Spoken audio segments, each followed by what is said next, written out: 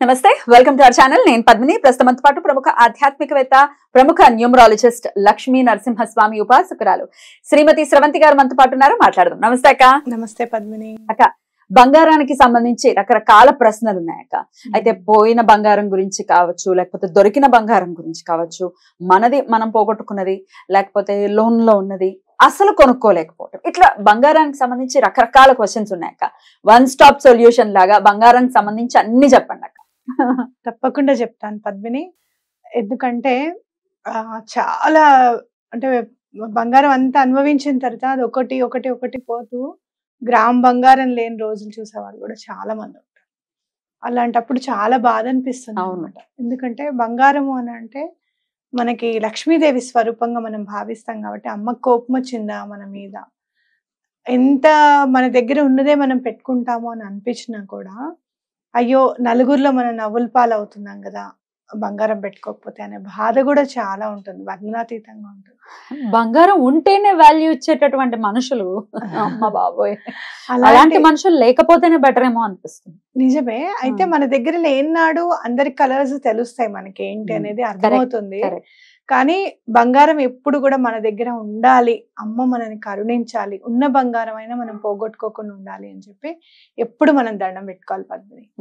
ఎందుకు ఈ విషయం చెప్పాలి అని అనుకున్నాను అని అంటే, అనుకోకుండా నా జీవితంలో నేను అలా అనుకోకుండా నేను చేశాను ఆ రెమెడీ అనమాట. అనుకోకుండా నాకు స్ఫురణకు వచ్చి నేను చేసిన రెమెడీనే ఏదైనా కూడా. కాబట్టి మీకు చెప్తున్నాను. మొన్న పరమాచారి గారిది చదువుతున్నా, నీకు మెసేజ్ పెట్టాను చూసావా బంగారం గురించి చెప్పాలి పద్మిని అని. పరమాచార్య గారి గురించి లీల చదువుతున్నాను అనమాట. అంటే పరమాచార్య గారికి ఏంటి సువర్ణంతో అభిషేకం చేయించాలి ఆయనకి అని చెప్పి తీర్మానించుకుంటారనమాట. తీర్మానించుకున్నప్పుడు ఆ విషయం అందరికీ కూడా చెప్తారనమాట. భక్తులందరూ ఉంటారు కదా మఠంలో, అందరికీ చెప్తే ఒక ఆవిడకి ఆ విషయం తెలిసి తల్లిగారు వాళ్ళు పెట్టిన బంగారు గాజులు ఇచ్చేయాలని ఆవిడ అనుకుంటారన్నమాట. దానికి భర్త కూడా ఎంతో సంతోషిస్తారు, స్వామివారికి మఠానికి పంపించాలి అని చెప్పి. కానీ ఆ టైం వరకు అలా అందుతుందో లేదో, వీళ్ళైతే ఉత్తరం రాసి పంపించేస్తారు మఠానికి, మేము వీళ్ళు ఇవ్వాలనుకుంటున్నాము అని. ఆ టైంకి అందుతుందో లేదో అని భయపడతారు. అయితే పోనీ నువ్వు ఇక్కడ అమ్మేసి డబ్బు పంపిస్తావా అంటే, లేదు లేదు, నా గాజులు ఏవైతే ఉన్నాయో అవే నేను ఇవ్వాలనుకున్నాను స్వామికి, కాబట్టి అదే బంగారమే వెళ్ళాలి మఠానికి అని ఆవిడ అనుకుంటారనమాట. ఎలా మరి అప్పుడు ట్రైన్ బుక్ చేసుకొని వెళ్ళడం ఇవన్నీ ఉంటాయి కదా, ఇంట్లో సెలవులు పిల్లలు అన్ని చూసుకోవాలి, ఎలా ఎలా అని అనుకుంటుంటే మఠం నుంచే వస్తారనమాట. మీరు బంగారం ఇస్తా అన్నారు కదా, ఇస్తే మేము తీసుకెళ్తాము అని చెప్పి వస్తారు. ఆవిడ చాలా ఆశ్చర్యపోతుంది అనమాట. అలా స్వామివారు ఏదైనా ఇయ్యాలి అని అనుకుంటే అలా మన దగ్గర నుంచి స్వీకరిస్తారు. ఒకటి. రెండు ఏంటంటే, ఆవిడ ఒక ఫ్రెండ్కి చెప్తుందట, స్నేహితురాలికి, చాలా బంగారం మీ ఆయన పోగొట్టేశాడని బాధపడుతున్నావు కదా, కొంచెం బంగారం స్వామివారికి పంపించు, ఇక్కడి నుంచి నీకు బంగారం పోదు, మీ ఆయన వేస్ట్ చేయడు అని చెప్పి చెప్తుంది అనమాట సలహా. అలానే ఆవిడ కొంచెం బంగారం పంపిస్తుంది అనమాట స్వామివారికి. అప్పటి నుంచి ఆవిడకి ఏ బంగారం కూడా అసలు ఇంట్లో బంగారం వాళ్ళ ఆయన తీసుకెళ్లి తాకట్టు పెట్టడం కానీ అమ్మేయడం కానీ అలాంటివి ఏవి చేయలేదట ఇంకా. కాబట్టి మనం ఏదైనా కూడా భగవంతుడికి గాని గురువుకి గాని సమర్పిస్తే ఆ కష్టం నుంచి మనం బయటపడతాము అని చెప్పి మనం చెప్పుకోవచ్చు. నా జీవితంలో నేను చూసింది ఏంటి అని అంటే, అమ్మవారికి సూత్రాలు చేయించడం. నేను లక్ష్మీనరసింహస్వామి విగ్రహం ఉందని చెప్పాను కదా, అమ్మవారికి కంపల్సరీగా ముందు సూత్రాలు చేయించాలి అని చెప్పి ఎక్కడ కూడా వెనకాడకుండా కాస్త పెద్ద సూత్రాలే చేయించడం అమ్మవారికి. చేయించిన తర్వాత నా లైఫ్లో నేను చాలా బంగారం కొనడం అనేది ఈ లీల చదివిన తర్వాత కొంచెం వెనక్కి వెళ్ళి చూసుకుంటే చాలాసార్లు చెప్పాను నేను, విభూదిలో గనక మీరు బంగారం పెడితే మంచిది అని చెప్పి. అలా నాకు ఐడియా రావడం కూడా అమ్మవారికి నేను చేయించిన తర్వాతే నాకు అలా స్ఫురణకు వచ్చిందేమో మరి, తప్పకుండా.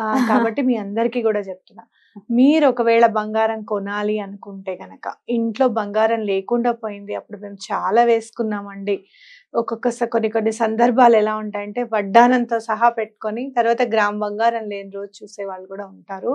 అలాంటి సందర్భాలు, అలాంటి బాధలు ఎవరైనా పడుతున్నారు, బ్యాంక్ లో పెట్టుకుంటున్నారు, విడిపించుకోలేకపోతున్నారు అంటే కొంచెం ఒక్క పావెత్తు బంగారం, లక్ష్మీ కాసైనా పర్వాలేదు, ఒక్క పావెత్తు ముద్ద బంగారం ఇవ్వమన్నా ఇస్తారు. అట్లా అది తీసుకొని వెళ్ళి హుండీలో సమర్పించండి. మ్మ్. లక్ష్మీ నరసింహ స్వామికి కానీ, దత్తాత్రేయ స్వామికి కానీ, లేకపోతే దుర్గా అమ్మవారికి కానీ. ఎంత అయిపోతుంది, ఎన్ని ఖర్చులు ఎన్నో చేసేస్తున్నాం మనం. ఖర్చులు చేస్తున్నాం మనం. ఉమ్. అది చక్కగా ఓ ఒక 2000 వస్తుంది అక్క, 2500 వస్తుంది. గ్రామ్ బంగారం ఇప్పుడు 77,800 ఉంది ఉమ్. పద్మిని. ఉమ్. ఒక 2000 ఇవ్వండి అంటే ఇస్తారు, ఇస్తారు. ఎందుకు ఇవ్వరు? ఉమ్. ముద్ద బంగారం అలా తీసుకొని ఉమ్. చక్కగా దాన్ని ఒక ఇంత చిన్న మనకి ఇప్పుడు పింక్ పోతలీలు కలర్ వస్తున్నాయి కదా, పింక్ పింక్ కలర్ కలర్ ఎలాగో ఇస్తారు. ఇస్తారు. ఉమ్. అందులో పెట్టైనా సరే హుండీలో సమర్పించి, ఎలా అయినా సరే మా బంగారం విడిపించేటట్టు చూడు స్వామి అని చెప్పి దండం పెట్టుకోండి. ఆ పింక్ కలర్ ఇది కూడా పేపర్ కూడా సింబాలిక్ గా శుక్రుడికి సంబంధించింది అది కదా. అసలు ఈ చూస్తేనే భోగాలన్నీ- బంగారం చూసినట్టు అనిపిస్తుంది కదా. చూస్తే అది ఉంటే అదొక హ్యాపీనెస్ ఆహా అని ఇది వరకు రోజుల్లో బాగా ఉండేది. ఈ అవును. మధ్య డబ్బాలు వచ్చేసాయి కానీ బాగుంటుంది. రైట్, అవును. అందులోనే పెట్టేసి వేసేయమంటారా గుళ్ళో? అందులోనే పెట్టేసేసి ఏ వేసేసాయి. గుళ్ళో అయినా, ఏ ఈ గుళ్ళో గుడి ఆ గుడి కాదు. గురువు దత్తాత్రేయ స్వామికి కానీ, లేకపోతే గాణగాపురంలో కానివ్వండి, లేదు మీరు వెళ్తున్నారు పిఠాపురానికి ఎక్కడన్నా, పిఠాపురంలో కానివ్వండి, గురువుకి సంబంధించింది వెయ్యింతలయ్యి మనకి వెనక్కి తిరిగి వస్తుందని ఖచ్చితంగా చెప్పుకోవచ్చు. అలానే అమ్మవారికైనా కూడా ఇవ్వచ్చు. లేకపోతే ఎక్కడైనా మీ కళ్యాణాలు అవి జరుగుతుంటాయి. ఇప్పుడు స్వామివారి లక్ష్మీనరసింహ స్వామి కళ్యాణం రాబోతోంది నెక్స్ట్ స్వాతి నక్షత్రం, అంటే జయంతి రాబోతోంది స్వామివారిది. అప్పుడు కూడా మీరు చక్కగా ఇవ్వచ్చు అనమాట. అక్షయ తృతీయ రోజు బంగారం కొనుక్కోవడమే కాదు, ఆ రోజు మళ్ళీ రెమెడీ మనం చెప్పుకుందాం ఏం చేద్దాం. వస్తుంది నెక్స్ట్ వైశాఖ మాసంలో వస్తుంది, ఖచ్చితంగా చెప్పుకుందాం. రైట్, అయితే బంగారం రోడ్డు మీద దొరికిన దాఖలాలు కూడా ఉంటాయి జనరల్ గా.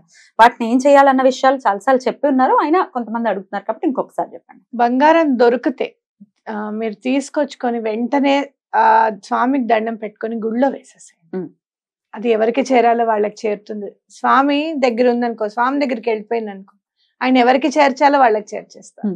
ఒక్క రోజు మీ ఇంటి ఆవరణలో ఎక్కడన్నా దొరికితే కనుక ఒక్క 2-3 రోజులు వెయిట్ చేయండి అని చెప్తా నేను. ఎందుకంటే గబుక్కున్న ఎవరైనా మెట్లు దిగుతూ వెళ్ళి పడిపోవచ్చు, లేదంటే ఏదైనా కావచ్చు. ఎవరైనా వెతుకుతూ కూడా ఆ దారిలో వెతుకుతూ కూడా మీకు కనపడచ్చు. అలా ఒక 2-3 రోజులు వెయిట్ చేయండి. ఒక 1-10 రోజులు అయిన తర్వాత ఎవరు రాలేదు, ఇంకా రారు అనుకున్నప్పుడు దాన్ని మనం యూజ్ చేసుకోకూడదు. వెండి కూడా అంతే, వెండి దొరికితే మంచిది అంటారు, కానీ బంగారం దొరికితే మాత్రం ఎటువంటి పరిస్థితుల్లోనూ గుళ్ళో వేసేసేయండి, అస్సలు మనం వాడుకోకూడదు. వెండి వాడుకోవచ్చా? వెండి వాడుకోవచ్చు అని చెప్తారు. నాకు తెలిసినంత మటుకైతే మాత్రం వెండి దొరికితే చాలా మంచిది, అది వాడుకోవాల్సిందే. కానీ ఒకవేళ బంగారం దొరికితే కనుక ఎటువంటి పరిస్థితుల్లోనూ గుళ్ళో వేయాలి. నాకు మొన్న ఈ మధ్య ఈ ఎక్స్పీరియన్స్ అయిందక్క, ఎవరికైనా అవుతుందో లేదో తెలియదు, దాని సింబాలిజం చెప్పండి. నేను పాప ట్రైన్ ఎక్కాలి అని అంటే అదే పనిగా దాన్ని తీసుకెళ్లి మెట్రో ట్రైన్ ఎక్కించి ఆ రోజు ఉగాది పండుగ, తమిళ్ ఉగాది పండుగ అయితే మా అత్తగారింటికి పెద్ద అత్తగారింటికి తీసుకెళ్ళాం అని చెప్పి తీసుకెళ్ళాను. దాని మెళ్ళో బంగారు నెక్లెస్ వేసాను అనమాట. వేసి తీసుకెళ్ళి అంత అయ్యింది. వాళ్ళ ఇంట్లో అందులో నుంచి ఆ నెక్లెస్ కి ఇరుక్కుని ఉన్న మాటి ఒకటి పడింది, ఇంట్లో పడింది, లక్కీగా ఇంట్లో పడింది. అట్లా చాలా మంది చెప్తుంటారు కదా, లక్కీగా ఇంట్లో దొరికిందండి, లేకపోతే లక్కీగా డస్ట్బిన్ దగ్గర ఉంది దొరికింది. దీన్ని ఎట్లా అర్థం చేసుకోవచ్చు? అమ్మవారి అనుగ్రహం పరిపూర్ణంగా ఉంది. ఎప్పుడైతే మనం విష్ణు సహస్రనామం చదువుతుంటాం, విష్ణు సహస్రనామం చదివిన వెంటనే లక్ష్మీ అష్టోత్తర శతనామ స్తోత్రం చదువుతాం. అమ్మ అసలు విష్ణువుని స్మరిస్తుంటేనే అమ్మ కూర్చుంటుంది, వెరీ హ్యాపీ. అది తప్పకుండా అమ్మవారి అనుగ్రహంగా భావించాలి. ఎందుకంటే ఈ ఉంగరం ఉంది చూసావా, ఇది కొంచెం లూజ్ గా ఉంది అనుకున్నాం, కానీ అదేంటంటే అంతకుముందు ఇంకొంచెం నేను లావుగా ఉండడం వల్ల లోపలికి వెళ్ళట్లేదు అనమాట. జాగ్రత్తగా చూసుకుంటూ ఎప్పటికప్పుడు ఇలా సెట్ చేసుకుంటూ ఉంటున్నాను. ఎందుకో మేము బయటికి వెళ్ళినప్పుడు మామూలుగా బండి ఎక్కినప్పుడు ఇలా చేయి పెడతాం కదా, ఈయన మీద బావగారి మీద ఇట్లా చేయి పెడితే చూస్తే ఉంగరం లేదు. దేవుట్రా బాబు, ముందు పని కాదు, ముందు పదండి ఇంటికి, ఏమైందో తెలుసుకోవాలి అని చెప్పి మనం ఫైన్ రీచ్ వాడతాం కదా ముందు. ఫస్ట్ ఫైన్ రీచ్ అంటే ఎక్కడా లేదు, అయిపోయింది బాబాయ్, బంగారం పోయిందా అయ్యో అని అనుకుంటూ ఉంటే ఊడ్చింది, ఇంట్లోనే పడింది. ఎందుకంటే ముందు రోజు వరకు ఇంట్లో ఉందని నాకు తెలిసి నేను బయటికి ఎక్కడికి వెళ్ళలేదు, కనీసం గేట్ కూడా దాటలేదు, నేను ఇంట్లోనే కరెక్షన్స్ చేస్తున్నా అన్నప్పుడు ఈయన ఎందుకో డౌట్ వచ్చింది, చెత్తబుట్టలో ఉందేమో చూద్దాం అని చెప్తే చెత్తబుట్టలో కనపడతాయి. మా పనమ్మాయిని అడిగాను నేను, ఎందుకు అలా ఊడ్చి వేసేసావు అని అంటే, అమ్మ అది మామూలుది అనుకున్నాను. మామూలుదేమన్నా ఊరికే వస్తుందా, ఇప్పుడు 200 లేదే రాదు కదా, ఏదైనా సరే తీసినప్పుడు తప్పకుండా పక్కకు పెట్టాలమ్మా అని చెప్పడం. సందర్భం వచ్చింది కాబట్టి చెప్తున్నా. మొన్న కూడా గాణగాపురం వెళ్ళాం.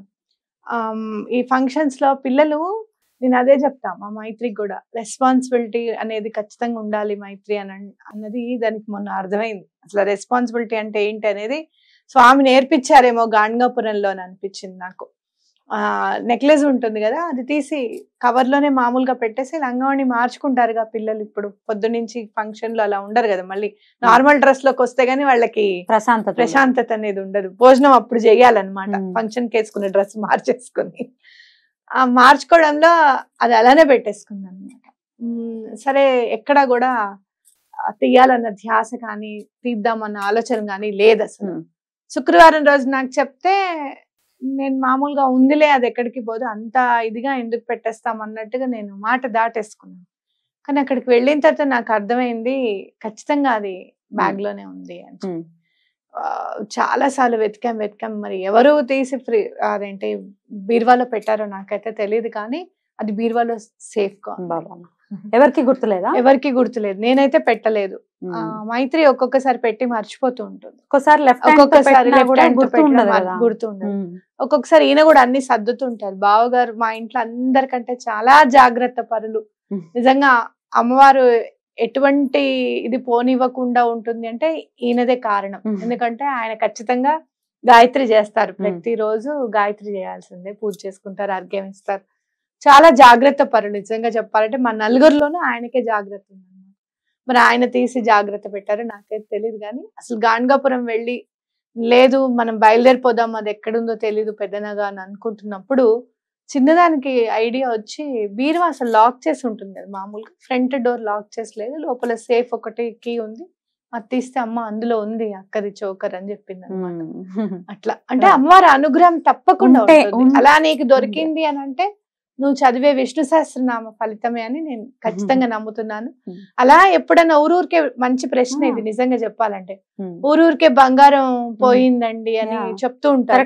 ఉత్తిగా పోతూ ఉంటుంది, ఎందుకు పోతుందో తెలీదు, ఇప్పుడు దాకా ఇక్కడే ఉంది, ఎట్లా మిస్ అయిందో మాకు తెలియదండి అని అంటూ ఉంటారు. అలాంటప్పుడు తప్పకుండా ఎటువంటి పరిస్థితుల్లోనూ అమ్మవారిది కనకదార స్తోత్రం ఒకటి చదువుకుని అమ్మవారిని ఎప్పుడు నిత్యం స్మరిస్తూ ఉంటే, ఇలా విష్ణు సహస్రనామం వినండి, లేకపోతే చదవండి, అమ్మవారిది చదువుకుంటే తప్పకుండా మీకు రిజల్ట్ తెలుస్తుంది. ఒకవేళ పోయిన బంగారం మనకు దక్కాలి అని అంటే ఏం చేయాలక్క?